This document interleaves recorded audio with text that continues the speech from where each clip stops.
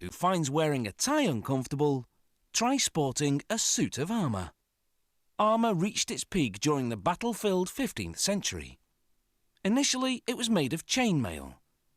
Then, for greater protection, knights began wearing plate armour, suits made from large pieces of steel. Today, armourers make this obsolete battle gear for historical reenactment buffs. This workshop specialises in custom-made suits of armour. The armourer has to take 45 different measurements just to prepare the pattern.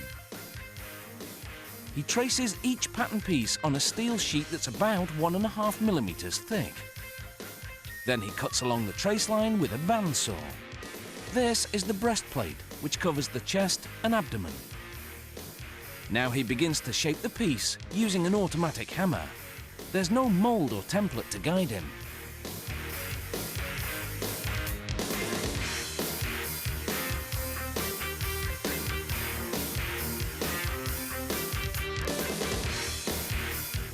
Now that he has the basic shape, he refines it using a handheld hammer. He strikes the metal against an upright log. A bag of lead beads cushions the blow. This prevents the metal from deforming. A few lighter blows in select spots finalise the shape. Until now, he's been hammering the inside of the breastplate. Now he works the outside. He smooths the metal surface, a process known as planishing.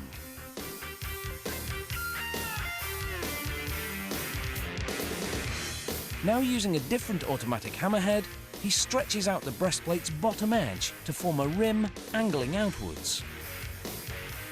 He places the piece on an anvil, then using a hammer, planishes the rim. When you wear this heavy metal breastplate, the rim takes some of the weight off your shoulders by distributing it over your hips.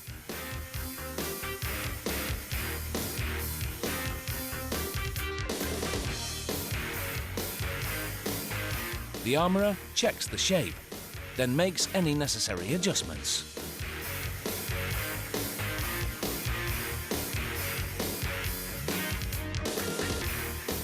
Now, using several different hammers again, he works his way around the rest of the breastplate, gradually rolling the edge onto itself to form a rounded lip. This is a lengthy process.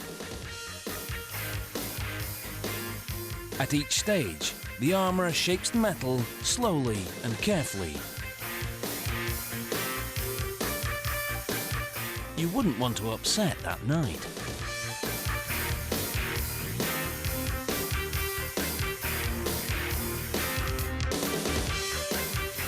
Rolling the metal onto itself to form the lip reinforces the perimeter of the breastplate, and the rounded edge prevents the sharp metal from cutting the skin.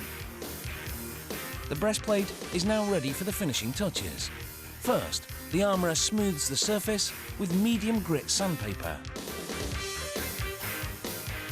Then with fine grit sandpaper. Then the last step, with fine grit paper and a polishing compound.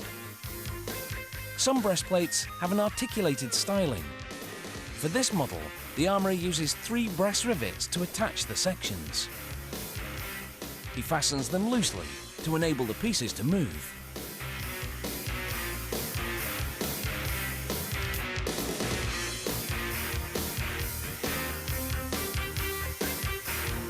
Then, using rivets again, he attaches leather straps.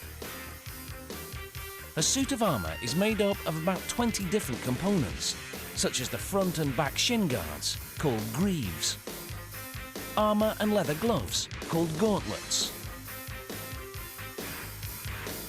shoulder pieces, called pauldrons, and of course, the helmet and visor. A knight would don his suit of armour from the bottom up.